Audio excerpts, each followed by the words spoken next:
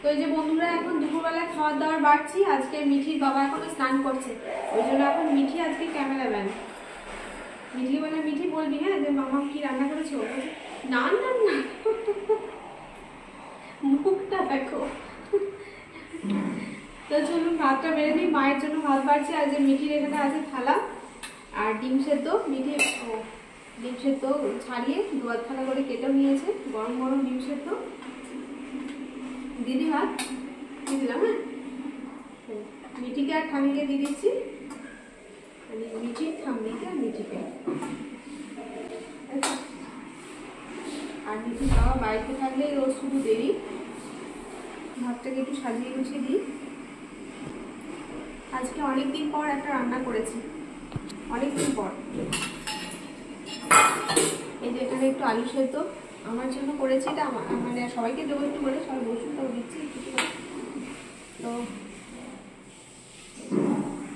একটু দিয়ে দিলাম, টমেটো দিয়েছি, যেরকম লাল লাল লাগছে। এই যে এখানে আছে কুমড়ো আলু ছোলার তরকারি। দিদি মিঠি, এটা তুমি তো খেতে ভালোবাসো এই তরকারিটা, খেয়ে নিবি পুরোটা। আর এই যে দিয়ে দিলাম।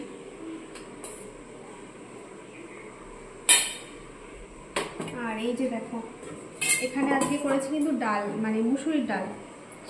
সামনে টমেটো পেঁয়াজ দিয়ে মুসুরির ডাল রান্না করেছি।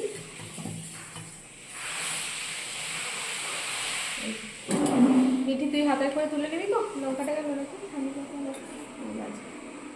ঠিক আছে, তুই তো এখান থেকে তুলে নিবি, তোর আর বাড়ছি না।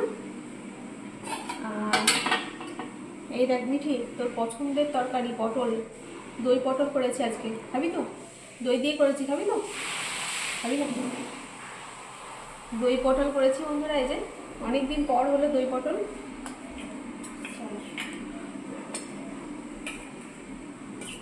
ওইটা একটু বীজ দিয়েছিল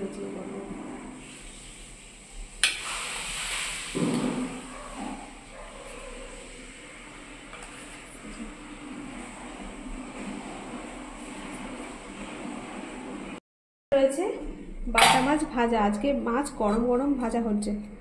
ও শুধু মাছ ভাজাই খায়, মানে ঝোল, একমাত্র ঝোল আর ভাজা। তো ও বললো ভাজা খাবে, তো ভাবলাম সবার জন্য একদম গরম গরম ভাজা করে দেবো। মিঠি খাবি একটা মাছ ভাজা? তো এই হলো আজকে রান্নাবান্না।